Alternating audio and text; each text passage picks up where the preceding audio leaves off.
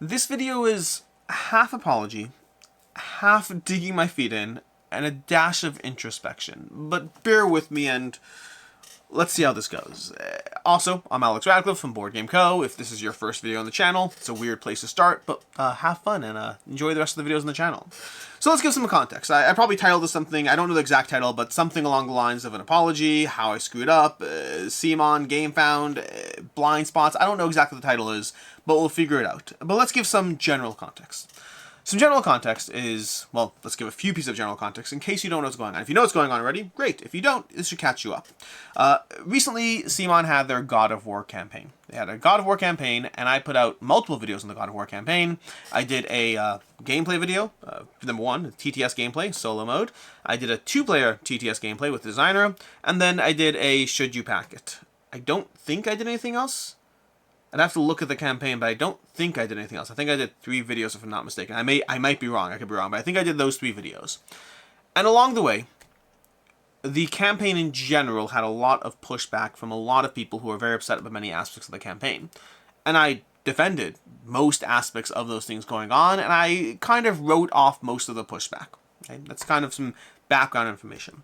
There were some people who felt that I had blind spots, or that I was, helping a CMON campaign, because another important piece of information, that again, many of you know, but some of you might not, is I'm also CMO of Gamefound, and the campaign was a Gamefound campaign, and obviously CMON is a big Gamefound client. In that sense, they're obviously one of they are the largest crowdfunding creator, and so obviously there's a vested interest there, and so some people felt I was just trying to promote or defend a Gamefound campaign.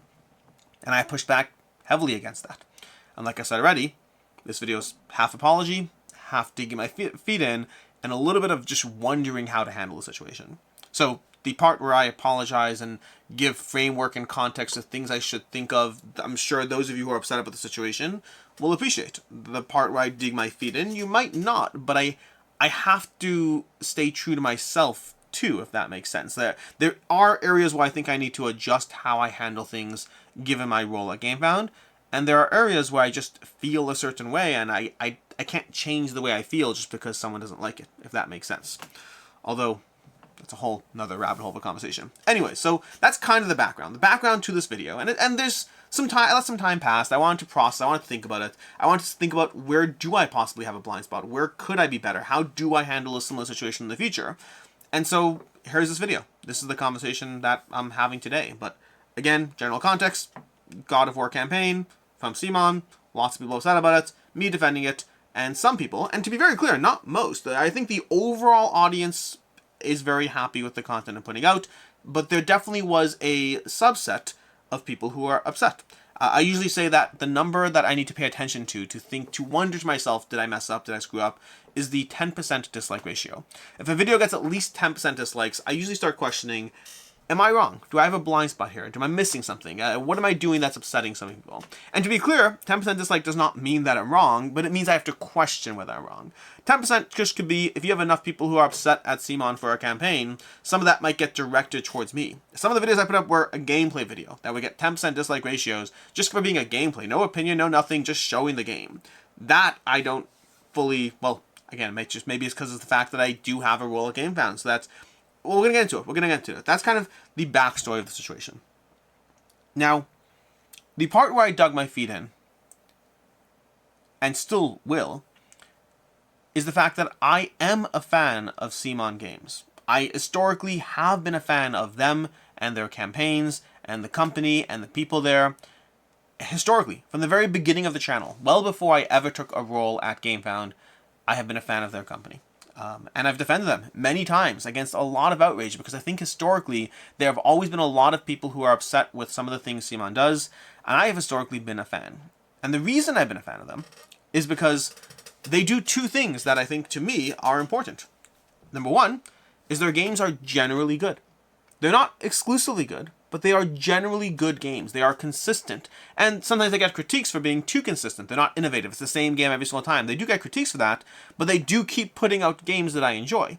And they do keep putting out games that are received well by the general audience. Forget me. If you look at the BGG rankings, the Dice Tower rankings, you know how many CMON games when the Dice Tower was top 100? There's a whole bunch of other people who aren't fanboys of CMON, like I very much am. And so they put out good games that are well received. In general. Exceptions, but in general.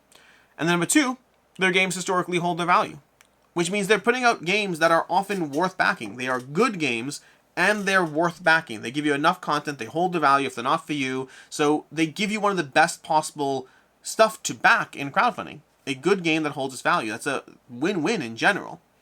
Now, they're not perfect, and we'll get into some of that stuff as well, but for me, those two things have been staples that, as much as I can appreciate another company for, communicating well, or not pushing any buttons, or doing everything perfectly, if the games aren't good and they don't hold the value, I'm not going to back them as much. So I might appreciate the company, but I don't appreciate the games as much. I historically have been a fan of CMON games because of the fact that they are generally good games, and they have a good track record for holding their value. And this is another part that's relevant, I think historically on most of their campaigns, even as people lose their minds and get very upset about all the things that they are doing wrong, they often have a lot of pushback about so many different things, and they consistently have a good track record of delivery. People will get upset about a lot of things that they do, and their campaigns generally have comments ranging from their shipping charges, to the fact that the stretch goal gaps are too wide, to the fact that the campaign doesn't look like there's enough content, to the fact that they're upping the prices here, or it's too much for this content, or they have so many complaints. And every single campaign, they have a huge amount of people who are just upset at things. And so I, on this most recent campaign, was definitely dismissive of that upsetness. And I think there are areas where I disagree with people's complaints. But I think that, to a certain extent, I have looked at campaigns that CMON runs, and some of the complaints that are there, I've started just writing them off almost immediately. Like, hey, if there's always going to be people upset, I'm just going to write it off immediately. Which I don't think is fair. I think complaints should be handled piece by piece and addressed piece by piece, as opposed to just being, oh, everyone's upset and losing their mind. It's not fair to those who, I had one person comment, I had a person who commented that they have historically been a fan of CMON campaigns, and this time they weren't. So they felt upset that I was bundling them into this group of people who are just upset. And that's fair. I don't like being bundled into groups. I don't like being devolved to whatever your perception is. Actually engage with people. And so that's the first level of apology. The first part is, I don't think it's fair for me to have written off complaints as just more people upset. I think they should be engaged with on their merits. Because I also think there are reasonable things to be upset about. I just think that I viewed the overall picture as just a lot of people upset. That's not the whole picture here, though. Because a big part of what I have to figure out or adjust for is the fact that a lot of people, again, not most, but there are definitely a large enough segment of people who viewed my coverage of the games as me just trying to prop up a Gamefound campaign.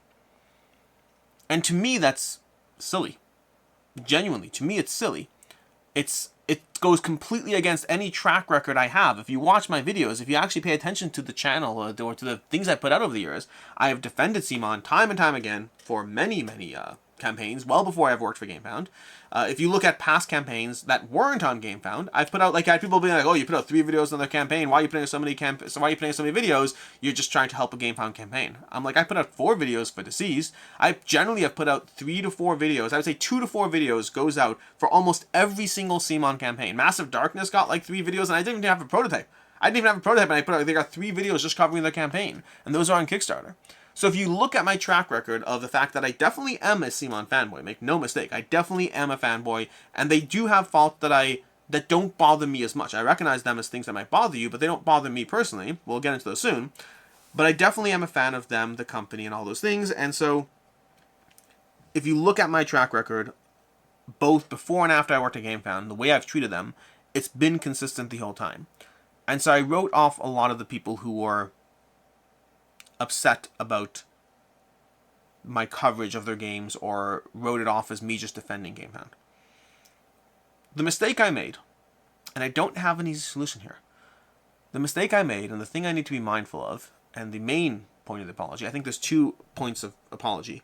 The first is I bundled people who are upset into a single group of upset backers, and I didn't engage in the merits of the complaints. The second apology is, I have to recognize, and I don't think I have, I've had a blind spot here. I've definitely had a blind spot.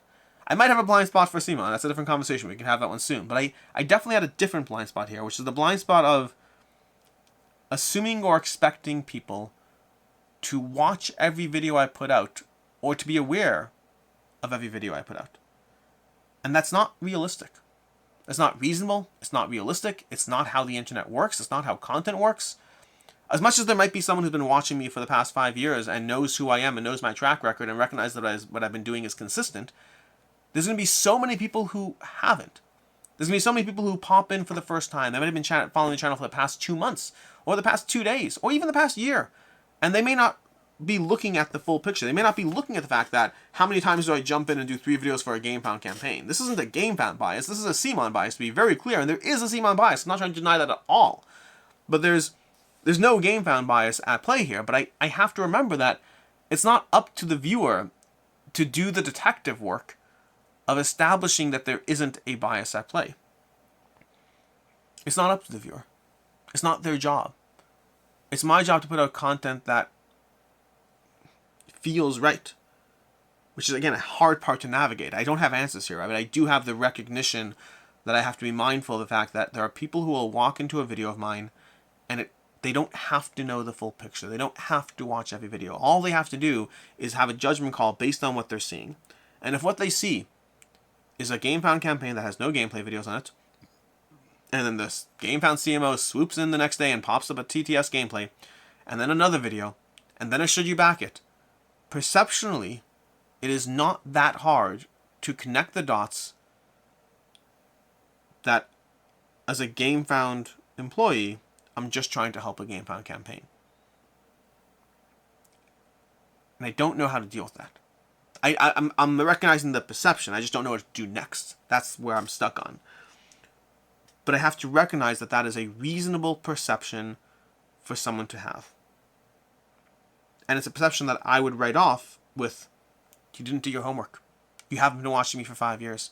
You haven't paid attention to every campaign I haven't promoted. Meaning, effectively, one of the complaints I got, which was a fair complaint, is you give an undue amount of attention to CMON. And I think it's okay. It's hard to know for sure. I think it's okay for me, as a board game reviewer, to still have companies I prefer their games. It's not that I like the people at CMON. I do like the people at CMON, but I like the people at a lot of companies. But it's that I like their games. And so it's okay to have a favorite designer or a favorite publisher. I think that's okay as a reviewer. I think. Maybe I'm wrong, but I think that's okay. But I have to be mindful that that treatment was one thing when I didn't have the additional bias of working for Gamefound. That treatment is harder and more complicated when I do have that additional bias. Or even the fact that CMON has started engaging with paid content on the channel. It used to be any coverage I did of CMON was always just free coverage, but in recent years, ever since Meg's been doing the preview content on the channel, CMON has engaged in preview content and sponsored gameplays. And now it's suddenly, again, on the one hand, I could say, hey, I've been consistent the entire way through, and I can show you and prove to you that I've been consistent the entire way through. I'm not worried about being able to back up my words with data and evidence, but that's not how YouTube works. That's not how any form of interaction works. I can't expect every person who comes to the channel to have watched the past 5 years of information. And that's a hard bridge to navigate. And I don't have easy answers for it. I just have the recognition that there's this weird conflict of interest. A conflict of interest that I've always known has been present. I've always just done the best to be entirely consistent. And I regularly get comments from people who are like, yeah, I stopped watching you for a bit and then I came back because you haven't changed. You're the same person you always were. You have the same content you always have. But I have to remember that as much as it's true that I want to be as true to myself as possible and genuine to myself as possible, I can't write off the fact that it's not up to the viewer. It's not the viewer's responsibility to look into that consistency. It has to appear consistent, which is where we get into a weird thing. This is where we get into the part where I don't fully know how to handle this. Because on the one hand, most viewers want honesty. They want the honest opinions of the reviewers who cover their games. And the problem is, to a certain extent, I may have to temper my enthusiasm at times to appear more genuine. It's a weird conversation, but to a certain extent, I have to be less genuine to come across as more genuine, if that makes sense. And I don't have these. I don't. By the way, I still don't know what I'm doing next. I still don't know. The problem is, realistically speaking, I can't start off every video with a history and a backstory of every single thing. And I do start off by disclaiming biases. I have absolutely said, hey, I work for Gamefound, take that into account. But people have said, fairly so, that just because you label a bias doesn't make that bias go away. So if I say, hey, by the way, this is a sponsored video, but also this game is the best thing ever, that get out of jail free card doesn't stop the viewer from being like, oh, congratulations, it's the best game ever. Good luck. You say that 7,000 times. Like, what am I supposed to do or think about that? The statement of a bias does not remove the bias. The statement of the bias does not remove the perception of the bias. The statement of the bias does not mean that the viewer has to suddenly trust you. The statement of the bias is the bare minimum you need to do to make sure your viewer is at least informed of the bias, but the information doesn't mean that they trust you. It means you've given them the tools to know that they perhaps shouldn't trust you. And the problem is I want to have my cake and eat it too. I want to give you the information about the bias, and then you should trust me. That's what I want. In a perfect world, that's what I want. But that's not how the world works. And this is my problem, to be very clear. The nature of content creation, the fact that it doesn't pay as well as I like, means I do have to have another job. But the problem is the job is in the board game space, and it does provide a conflict of interest. And that conflict of interest is my problem. It's my fault. I appreciate every single one of you who continues to stick with me, who continues to watch the channel, who has been here for the past 5 years, or someone who found the channel yesterday and thinks that it's all fine and it works and it's great. I appreciate every single one of you who's here. But it's still a decision I've made. It's my bed to lie in, and the potential conflict is present. As far as CMON goes in general, by the way, to be very clear, because I should talk, once we're talking about blind spots, I should talk about CMON in general. I understand people who don't like CMON as a company. I've listed the main reasons why I do. I like them as a company because they put out generally good games, and they almost always hold their value. Those are two big things for me. I also think that they've also generally been responsive to feedback. I think people don't always pay attention to this, but if you pay attention to CMON over the years, the way they've engaged and interacted with feedback has basically been responsive. People complained about the fact that the shipping estimates were wrong, so they updated shipping estimates. People complained about the fact that they didn't have playthroughs. They started having playthroughs. Granted, the God of War playthrough they didn't have a God of War playthrough right away, but they have started adding playthroughs. People have complained about their lack of community engagement. They started doing live streams on in every campaign on a regular basis. They have these communication. They have better updates. People complained about the fact they wouldn't be transparent about the retail presence. They started being transparent about the fact that, hey, this game might have a core box available in retail. CMON in general has continued to be responsive around complaints, and if your response, by the way, is, well, then we should keep complaining, possibly. I'm not even saying you're wrong with that. At the end of the day, if you complain about things, it does, some things it has an impact. And the harsh reality is, I wish I could just say, well, you should complain politely, and that's it. Sometimes that doesn't work. It's very possible that the complaints you've had along the way have resulted in change, and so I'm not even saying you should or shouldn't change your behavior. I'm just saying that, at the end of the day, CMON as a company has always put out good games, has always put out games that hold their value, and have continued to engage with the community and listen to the feedback they've gotten and change or adjust. I think there is a large degree of dislike for them that I don't personally identify with, but I understand that it exists. Oh, I should be more fair. Let's give more things. People complain that their games often fall into a certain pattern. They keep reprinting Zombicide and Marvel United and variations of Zombicide. That's true, by the way. They definitely have a type. I happen to like that type, and so for me, my biggest challenge is picking the best in class of each type. But I understand that for people who are trying to decide whether to spend hundreds of dollars, and people who don't sell their games, people who back stuff and don't sell it, I understand that that's frustrating to try to figure out which is the best Zombicide. I don't have an answer there. They are, to a certain extent, putting out Call of Duties every year. This is common in the video game space, not as common in the board game space, but I think it's a reasonable complaint. It's an annoying one for me a little bit because I wish I could keep all their Zombicides, but I can't. But it's not the end of the world to me. It's just a slight annoyance to persevere past. People complain about the FOMO tactics. This one's definitely true. They absolutely engage in a lot of typical FOMO practices you can see on crowdfunding. I don't have a defense of it. The only thing I'd say is I have at times gone after companies for FOMO tactics. And I've also defended companies for FOMO tactics. Generally, for me, the thing I have pushed back against is the introduction of new FOMO tactics. And that's not an entirely consistent approach. It's just the things that it's a little bit of Stockholm Syndrome. The idea that the things that have always been present in crowdfunding as long as I've known it are just okay. They're just things that are there. For better or for worse. And I'm not trying to justify or defend it. I'm saying there's absolutely FOMO marketing and tactics. I've done many videos on the subject. I've tried pointing out and calling out techniques, labeling campaigns that I've done them. I've been very transparent about the fact that there is FOMO in crowdfunding. In some cases, I don't mind it. In some cases, I do. The areas I have pushed back the hardest is the introduction of new FOMO. Crowdfunding is already full of it. We don't need to add more and more tactics to the space.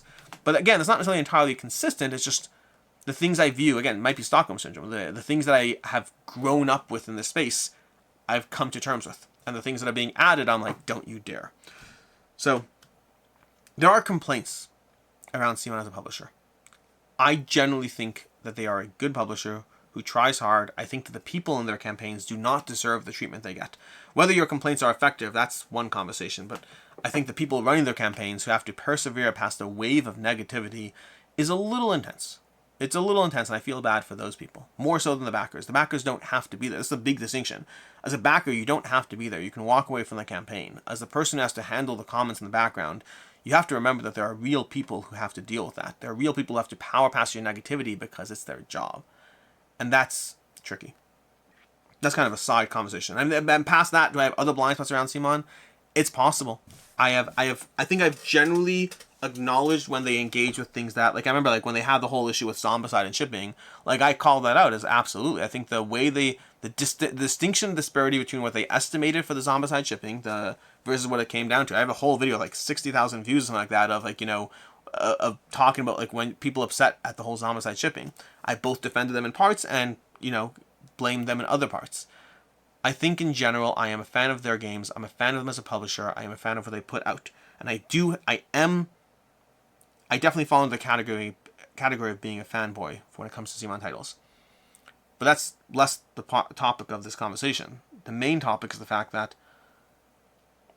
I have to be mindful of the fact that anyone watching a single video on this channel, it's not their job to do their homework to make sure I'm not biased. I have to be mindful and acknowledge the perception of bias. And to those who I was dismissive of while trying to defend myself, I'm sorry.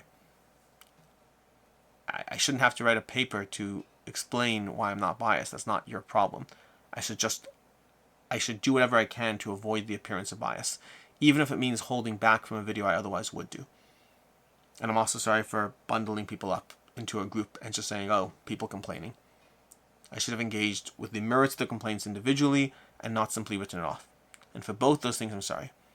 As far as what happens next, because there are many CMON campaigns coming up at different points in time, as far as what happens next, I don't know. And this isn't just about CMON, by the way. This happens to be bundled in with CMON, but it's the general nature of the conflict of interest that might happen at any given point when you engage in sponsored content with publishers, when you have a job with Gamefound, with a crowdfunding publisher, any degree of biases or conflicts that I have to navigate and be mindful of, all of these things. I don't know what I do with the next campaign. I don't know how I handle the next time somebody wants, because the tricky part as well is there's different audiences. There's people who sit there and say, can you give us a review of God of War? Can you tell us your opinion? Because they might have been following me for 5 years and they might trust my opinions about my pros and cons. I covered the Dead Keep and I gave the things I liked, which are many, and I talked about things I don't like, which are present too, and that can be helpful information to someone who trusts me. But it also could just be another confirmation of bias to someone who doesn't. And so I have to be mindful of all that, and I don't have the answers. But at the very least, I can start by acknowledging that those who see the bias, or those who think they see a bias, at the very least I have to acknowledge that where they're coming from makes sense. It's my fault for introducing that conflict. And now I just have to navigate as best as I can. So that's it. Half apology, half digging my feet in, and a dash of introspective. Until next time, I'm Alex Radcliffe from Board Game Co. And as always, I hope you have a good one.